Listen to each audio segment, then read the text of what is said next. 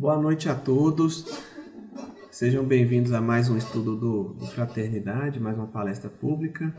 O tema de hoje é Tabernáculos Eternos, é o capítulo 112 do Pão Nosso, texto de Emmanuel. Quem quiser acompanhar ou ler na íntegra, então é só pesquisar pelo Pão Nosso, capítulo 112.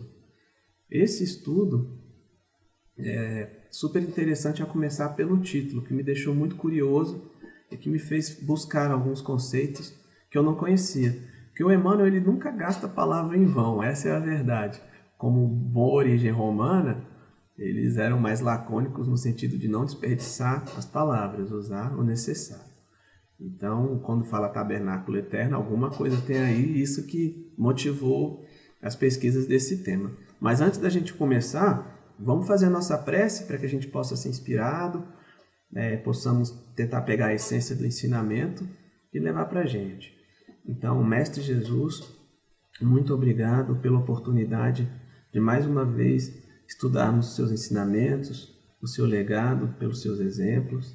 Mesmo antes das nossas imperfeições, sabemos que temos um lugar cativo em seu coração que nos permite nosso aprimoramento e nos ajuda nesse sentido. Proteja todos os irmãos da casa, os frequentadores que agora na pandemia não podem estar aqui, mas que recebam nosso carinho, nossas melhores vibrações. Muito obrigado por tudo e que assim seja. Então, pessoal, esse tema, como eu estava comentando, ele é muito interessante a começar do título. O texto em si a gente vai trabalhar no final da palestra, mas para a gente conseguir trabalhar melhor, a gente precisaria entender o que são tabernáculos, né? Que o texto é o tabernáculo eterno. Então eu trouxe aqui os significados da palavra tabernáculo. Não sei se todo mundo conhece, eu conhecia muito pouco também. Um deles, eu vou começar aqui pelo quinto, que a gente está associado a local de habitação. Então, quando se fala tabernáculo, pode entender habitação. E se a gente estudar a história do povo hebreu, que é o foco desse termo tabernáculo, o que o povo hebreu aconteceu? Ele era um povo cativo dos egípcios, né? E que por meio de Moisés eles se libertaram e passaram naquela fuga cinematográfica, né? Pela abertura do Mar Vermelho, né? Depois que conseguiram fugir dos egípcios, eles passaram a ser peregrinos. Não tinham residência fixa. Passaram 40 anos no deserto.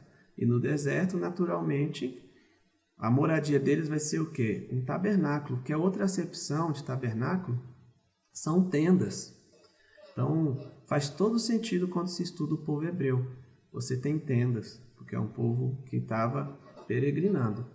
Aí podemos pegar esse sentido aqui do significado na história da religião, que seria um santuário portátil, onde os hebreus guardavam e transportavam a Arca da Aliança e demais objetos. Então, se ele era um povo peregrino, natural que o santuário deles fosse portátil. A gente vai ver também aqui nesse santuário se guardava a Arca da Aliança. A Arca da Aliança eu sempre guardei muito o que a gente via no Indiana Jones, né? Tinha um dos filmes que trabalhava a Arca da Aliança e que se procurava o conteúdo dessa arca.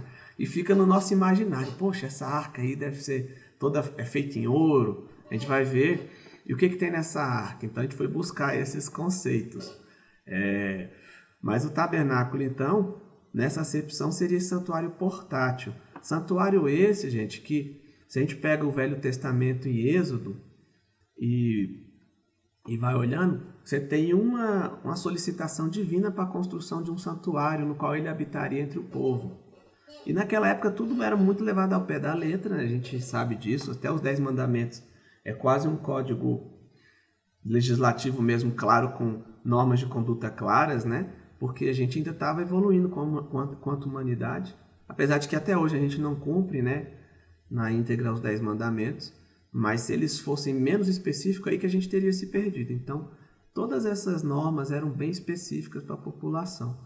Então, aqui tem outra acepção, esqueci de falar, que fala do Templo de Jerusalém. No Templo de Jerusalém é o lugar mais recôndito ao qual só tinham acesso os sacerdotes, onde ficava a Arca da Aliança.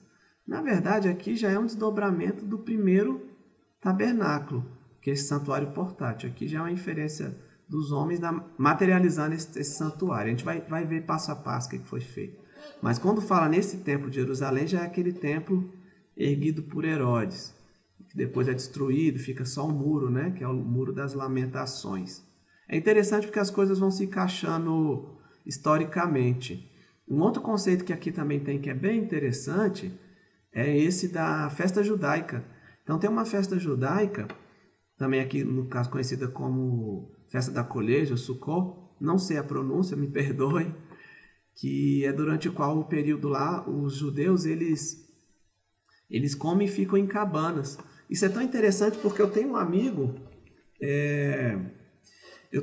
tenho um amigo do trabalho que segue a religião judaica, e uma vez ele me pediu uma barraca para que pudesse participar dessas festividades, né? Eles combinaram de fazer. Na época eu não entendi nada, né? Bem ignorante que sou, mas hoje faz mais sentido quando a gente começa a estudar o que é um tabernáculo, qual que é o significado para o povo hebreu. Então a ideia aqui, eu vou trazer agora uma ilustração do tabernáculo, a gente conseguir ver o que era. Mas antes disso, vou trazer só a passagem que motiva a construção do tabernáculo, né? Em Levítico, você consegue achar essa fala divina aqui com Moisés, que estabelecerei a minha habitação no meio de vós e não vos rejeitarei jamais. Você fala, isso aqui pode ser que Deus vai morar no coração de cada um? Sim, mas lembra que o povo daquela época era um povo bem literal, né? A gente precisava de normas bem claras. Então, se a gente pegar aqui o texto do Êxodo, do capítulo 25 ao 40, são só orientações de como deveria ser essa habitação divina entre os hebreus. Eu não estou brincando, é orientação do tipo, olha, os pilares vão ser feitos com a madeira acácia, vai ter lá que acender um incenso com material feito de estraque. Esses pilares que cobrem a tenda vão ser folhados de ouro. Então, são normas bem claras. Os estudiosos de hoje em dia acham que essas normas de Êxodo foram feitas depois e que esse tabernáculo construído conforme as orientações de Êxodo foi feito depois da época de Moisés. Talvez em Siló, mas alguns acreditam que sim, foi na época de Moisés. Então não há um consenso e o nosso foco também nem é esse, né? Nosso foco é entender o que é um tabernáculo e ver como se aplica no nosso aprimoramento moral e espiritual. Sem mais delongas, segue aqui então uma ilustração do que seria o tabernáculo, pessoal. Então, comentando aqui, essa ilustração que eu vou trazer para vocês é o que seria. Lembrando, o tabernáculo é uma residência, é um dos significados, especificamente é uma tenda, e que faz todo sentido, então, essa residência divina ser dentro do povo hebreu, que até aquele momento, então, era um povo peregrino, não tinha uma residência fixa, estava em busca da terra prometida, e que viviam em tendas, nessa passagem dos 40 anos do deserto. Porque, de fato, estavam peregrinando. Ninguém vai morar no deserto permanentemente, né, via de regra. Então, quando você faz uma expedição no deserto, você acampa. E era a ideia, você tem tendas. E lá, pelo que a gente viu no Êxodo e tal, a orientação era que fosse uma tenda para Deus no seio do povo hebreu. Então, essa tenda ficaria aqui no centro, né, dos acampamentos, e as tendas do povo estariam aqui do lado de fora. Essa construção, você pensa, isso aqui é um cercadinho, né, com um baú dentro. Isso aqui não é um baú, isso aqui é a tenda. É a tenda que seria construída. Quem vê de fora, qual que era a ideia? Quem vê de fora veria algo mais grandioso. Então aqui, como eu falei, o Êxodo, lá da partir do 25, ele vai dando detalhes. Faça os pilares externos de acácia, esse muro vai ser feito com cortinas de linho, com tal e tal altura, o portão ficará voltado para o leste. Lá no centro, lá para dentro do nosso tabernáculo, você vai ter o tabernáculo, que é a tenda, que será de tantos metros por aqui, de tanta altura, será recoberto com tais e tais peles. Então, eles constroem de acordo com essas especificações. E o que a gente vai estudar aqui no tabernáculo é a estrutura dele, que é muito simbólica. Na verdade, desde os materiais da construção do tabernáculo até os rituais que vão ser feitos aqui dentro, tudo é muito simbólico. Tem muitas chaves de de interpretação e que eu estou bem longe de também conseguir trazer tudo, tanto pelo tempo quanto pelo conhecimento mesmo. Isso aqui é um estudo de várias pessoas que levam anos e vão sendo transmitido, é muito profundo. Eu vou trazer pelo menos os simbolismos mais fortes que chamaram a atenção e que a gente vai poder fazer alusão ao nosso texto de hoje, né? Tabernáculos eternos. Mas de antemão, eu vou trazer esses espaços do tabernáculo. Se a gente observar, então, aqui já tem um espaço de fora do tabernáculo e dentro você tem uma espécie de pátio, que é chamado de átrio. Nessa parte aqui, até aqui mais ou menos, todo o povo poderia entrar, desde que fizessem um sacrifício. Então aqui era o local para sacrifício. Mas para que esse sacrifício? Era você mostrar a vontade que você tem de mudança. Então, via de regra, você sacrificava um cordeiro, que era o símbolo da pureza, e como se você transmitisse ali os seus erros, os seus pecados para ele. Esse cordeiro, então, seria aqui queimado. A gente vai ver com detalhe essa espécie de grelha, né? E o cordeiro era queimado, como se estivesse queimando nossos pecados também, nossos erros, e mostrando que a gente quer começar algo novo, a gente quer começar uma aliança com Deus. Que é isso que acontece. Então, até aqui o povo entrava. Daqui para cá, só alguns poderiam entrar, que eram os sacerdotes. Mas eu vou trazer outra imagem mais detalhada. Então, só voltar aqui, pessoal. A gente viu lá que no tabernáculo, a parte de fora era o povo hebreu acampando, né, onde eles acampavam. A parte de dentro entravam aqueles que desejavam fazer o sacrifício. Então já depreende que nem todos entravam. Só aqueles que tinham a vontade inicial de seguir as lições divinas, de fazer essa aliança com Deus. Então você já tem dois grupos, quem fica de fora, né, e quem adentraria. Uma vez entrando, a gente vai ver com mais detalhe esse ambiente. Então, como eu falei, nesse átrio aqui entravam o povo, faziam sacrifícios aqui. Então, aqui também era conhecido como lugar da decisão. Aqui você decidia seguir a vida com os preceitos divinos, né? Só que daqui para cá, o povo comum não entrava, só os sacerdotes. Então, o sacerdote, sempre que fosse adentrar o tabernáculo, a tenda mesmo, ele tinha que lavar as mãos e os pés. Inclusive, até para receber os sacrifícios também do povo, né? Ele deveria lavar as mãos e o pé. Muito simbólico, né? Você tem que se despir, né, da nossa materialidade e tudo.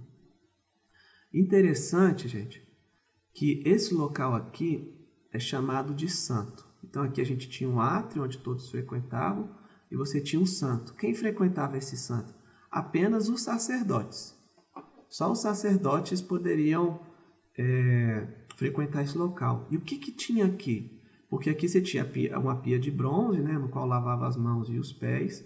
Isso, gente, tudo muito simbólico, porque na construção do tabernáculo você tinha orientações, e por isso que eu acho que quem tiver interesse vale a pena pesquisar. Então, do tipo, qual madeira que forja isso aqui? Seriam acácias, que é uma madeira super dura, cheia de nós, que dava um esforço para você torná-las lisas e colocadas uma do lado da outra. Inclusive, elas eram encaixadas, né? Aquela ideia de unicidade, você não tinha frestas aqui. Muito simbólico isso, né? Um povo unido, sem frestas, né? Uníssono com a vontade divina. Aqui dentro você vai ter alguns símbolos que eu vou explorar mais, que envolvia alguns rituais desse sacerdote que aqui entrava. Então, o sacerdote, quando aqui adentrava, ele era responsável por fazer algumas coisas. Aqui você tem uma mesa que ficavam 12 pães ázimos. Esses pães eram 12 e representavam as 12 tribos de Israel, né? E tinham assim, um simbolismo, que era como se você fosse se alimentar da essência divina, né? Do que Deus oferta para a gente. Então, eles tinham cuidado de não deixar esse pão mofar. Olha como é rico, né? Não deixa esse pão mofar, não deixa essa mensagem se perder. Vamos comê-lo, comungá-lo com a divindade. O sacerdote aqui comia esse pão a cada 7 dias. Então, além de cuidar desses pães ázimos, aqui havia outra necessidade. Aqui era uma mesa de incensos, perfumes. Quando a gente vê lá no Êxodo, para fazer esses incensos, tinha também a orientação de qual material que ia ser usado. Um deles me chamou muita atenção, que é o estraque. E eu estava vendo, pessoal, o que é o estraque? O estraque, na verdade, é uma planta que ele libera uma seiva. Mas como é que a gente tira a seiva normalmente? Quando a gente vai ver lá. É bom lembrar da seringueira, né? Como é que o pessoal tira o látex da seringueira? A gente faz umas incisões no caule, né? E o látex escorre, a gente pega. É quase como uma violência à árvore. O estraque não. O estraque, ele já é uma seiva que brota do caule. Então ela por vontade própria, digamos assim, né? Ela emana. Olha que simbologia. Porque o que acontece? Nesse espaço aqui do incenso, o sacerdote, quando for acender o incenso, é para preencher todo o espaço com esse perfume do estraque e de outras especiarias. E o estraque, por brotar naturalmente, pensa a gente, quando a gente, primeiro, recapitulando, a gente acendeu aqui o nosso sacrifício com a brasa, né? Na nossa vontade inicial. Então, daqui para cá, eu sigo à frente. Eu sigo à frente e comungo com Deus,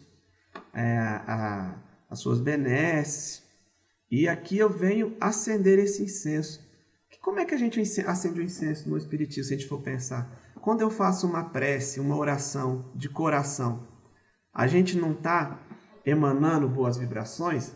A gente sabe que a prece, um dos poderes da prece é que ela não tem distância, né?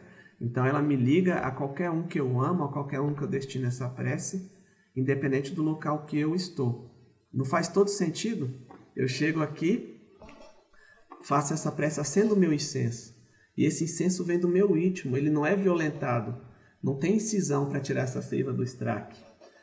Então olha que simbolismo legal. E um detalhe que eu não comentei, para acender esse incenso, eu precisava acendê-lo com a brasa que vinha aqui do caldeirão dos sacrifícios, o holocausto que chamavam, né? Então eu acendia com isso. É como se eu pegasse essa chama, a mantivesse viva nessa brasa, acendesse o incenso. E por fim aqui eu tinha o candelabro de 7 velas também, sempre bem alegórica essa questão das 7 velas, do candelabro. E eu acendia esse candelabro com o melhor azeite também, orientado lá em Êxodos, o que havia de mais puro. E interessante como é que a gente acendia essa luz do candelabro? Com a brasinha aqui do incenso. Então, olha, uma continuidade, eu venho daqui para cá, né, comungo do pão, acendo esse incenso e acendo essa luz. Uma das atribuições desses sacerdotes, pessoal, era manter essas luzes acesas, esse candelabro, dia e noite. Então, olha, não deixe essa chama morrer, né? Não deixe essa chama apagar.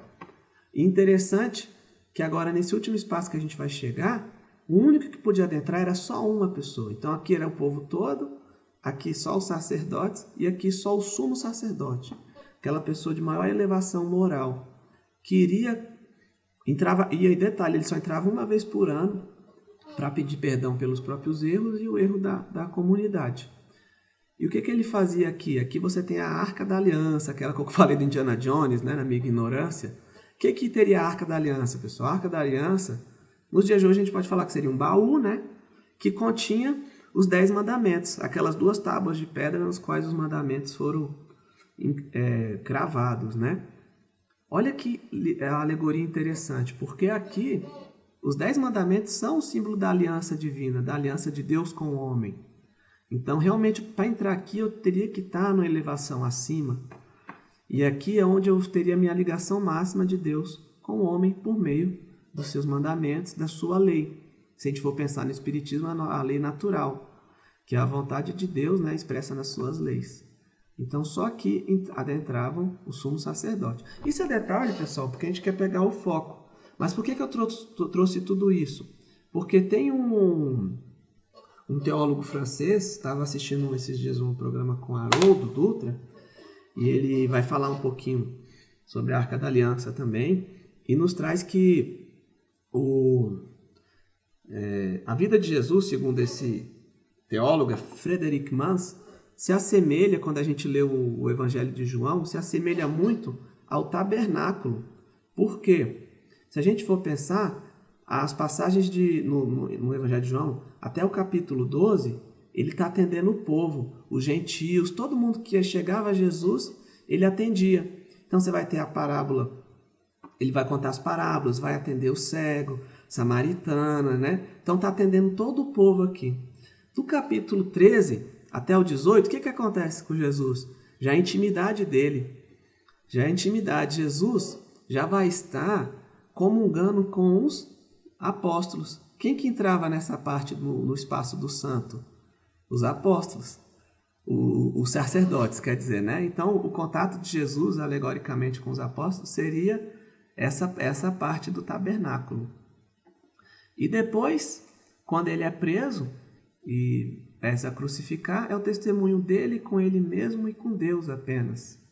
Então, onde é que ele estaria aqui, alegoricamente? No espaço dos santos, né?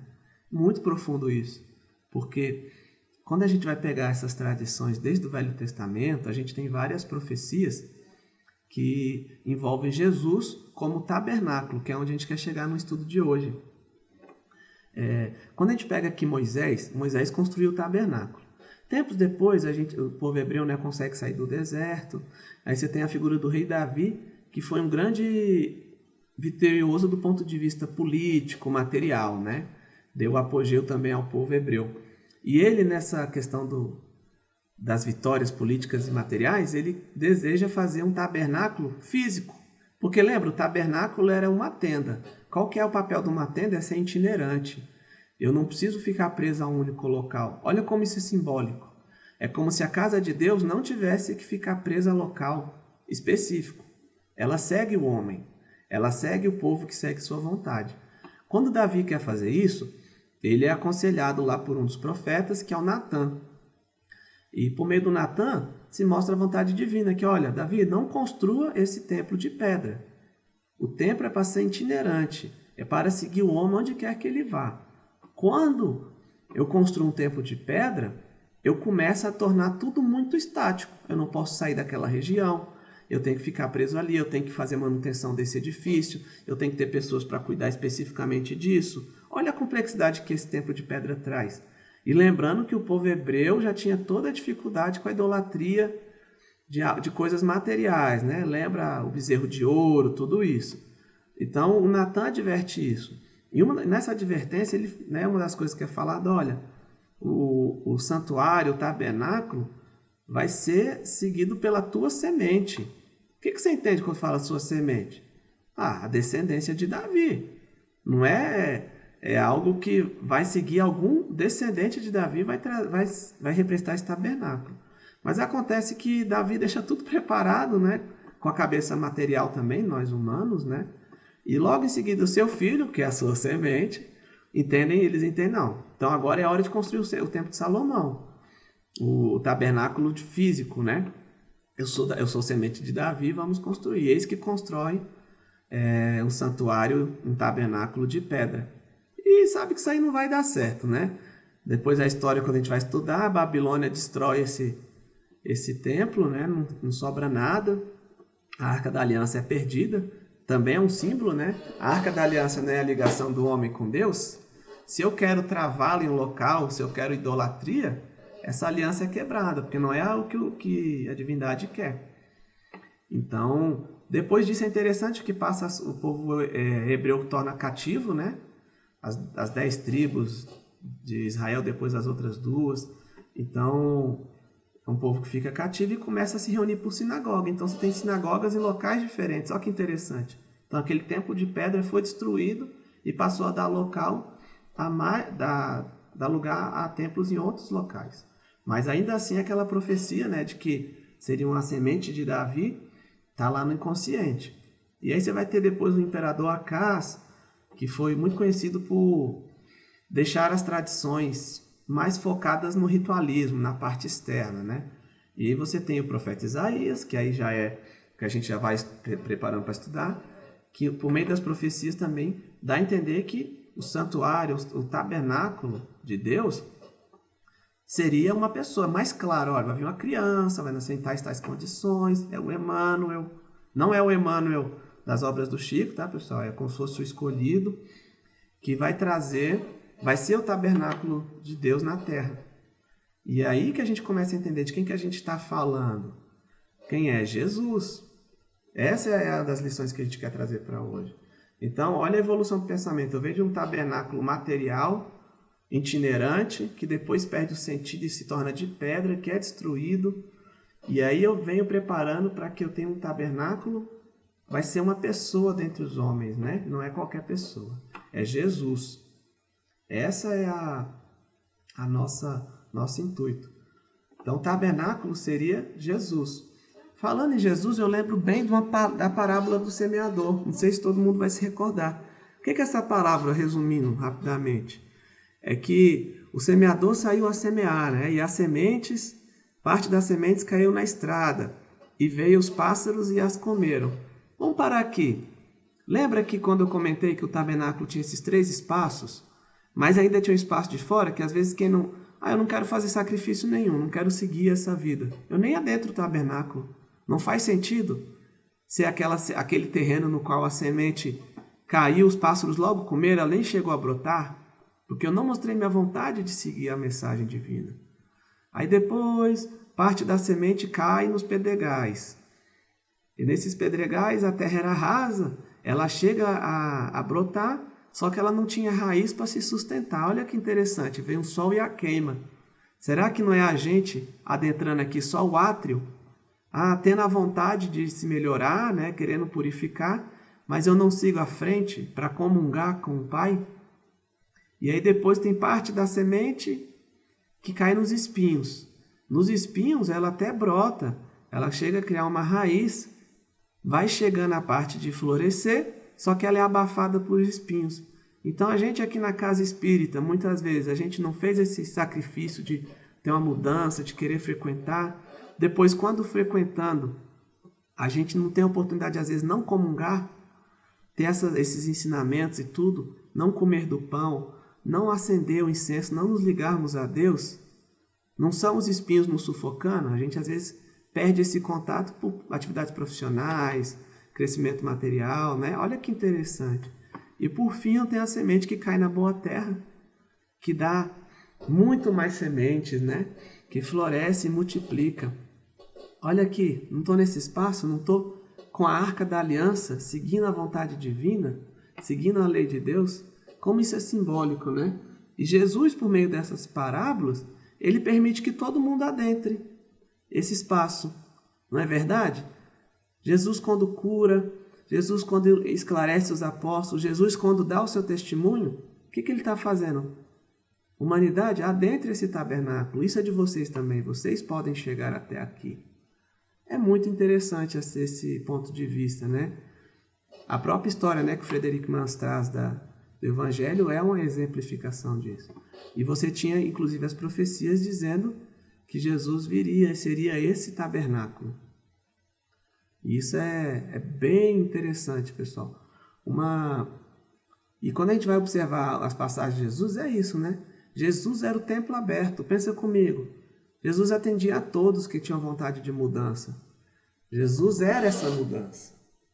Jesus era um convite sincero a gente modificar por meio dos exemplos, por meio das curas. Então, quando a gente vai observar a vida de Jesus, ela é um verdadeiro tabernáculo. E aí, ele, tabernáculo, vai ficar entre nós. Esse aqui era só uma imagem do tabernáculo de pedra, né, feito com Salomão. Olha como era todo cheio de idolatria, suntuoso, né? Então, naturalmente, perdi o senso.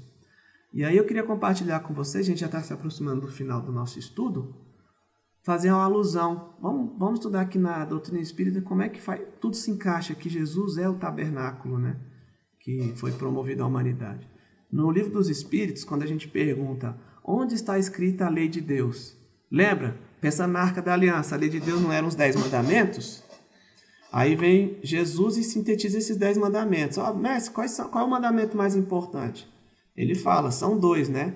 Amar a Deus sobre todas as coisas e ao próximo como a si mesmo. Opa! Está resumindo ainda a lei de Deus. Olha, estou trazendo para todos vocês essa lei de Deus. Eu sou um tabernáculo, podem seguir, eu forneço essa lei de Deus. E aí vem o Espiritismo, que é um consolador também, porque Jesus, quando vai ser sacrificado, ele fala, não fiquem preocupados, que eu vou mandar um consolador em meu lugar. Aí quando ele vai ler na doutrina espírita, a gente vai entendendo o que são esses preceitos que o Espiritismo traz. E aí você vem aqui, no Livro dos Espíritos, questão 621, onde está escrita a lei de Deus? Na consciência. Podemos traduzir isso? Onde está a Arca da Aliança? Na consciência. Então a gente tem uma ligação divina direta, né? Aí a gente tem outra pergunta aqui.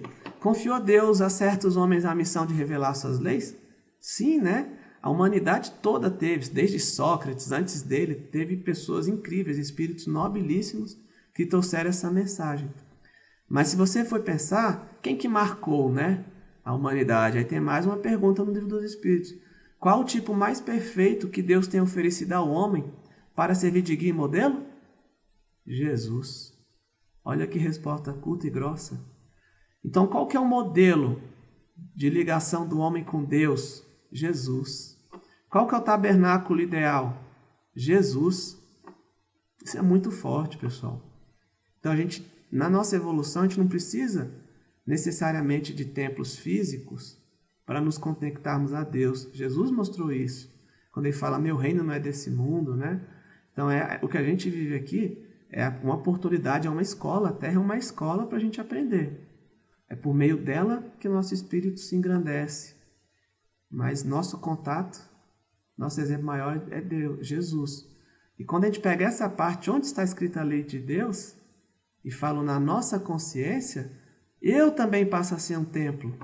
Eu também passo a ter a arca da aliança comigo. Então, naturalmente, eu sou um tabernáculo. Olha como isso é profundo. Nós somos tabernáculos. Jesus mostrou como ser um tabernáculo. Chega até o nível de adentrar o espaço do Santo dos Santos. Lembram onde é a Arca da Aliança? Às vezes a gente não consegue adentrar com sinceridade a nossa consciência, mas ela está disponível para a gente, porque nós somos tabernáculos, tabernáculos eternos. Essa é a mensagem que o Pão Nosso vai trazer.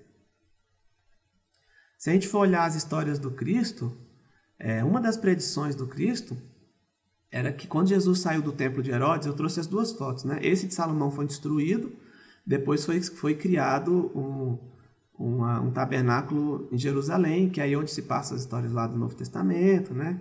Quando Jesus chuta lá o pau da barraca, critica aqueles que estavam fazendo comércio aqui dentro. Enfim, mas nessa parte aqui, Jesus, um dos momentos que está no templo, ele sai, né? Os apóstolos ficam super admirados e Jesus fala, é verdade, toda essa grandeza material, isso aí vai ser destruído a ponto de não sobrar pedra sobre pedra. E ele ainda comenta. Essas predições, pessoal, tem na Gênesis, né? Na parte da doutrina espírita, explica que são predições, né? E aí tem uma dessas passagens de Jesus, que comenta que o templo vai ser destruído, mas que ele vai erguê-lo, se a gente for pegar na Bíblia, ele ergueria esse templo em 3 dias. Aí o pessoal cai de cima dele, é um escárnio, né? Esse aí é aquele que fala que o templo vai ser destruído e que vai construir em 3 dias. Inclusive falam isso para ele, né? Quando ele está no caminho da crucificação. E ninguém entendeu a época, depois que entenderam, né? O que acontece com Jesus quando ele é sacrificado 3 dias depois? Ele ressuscita, né?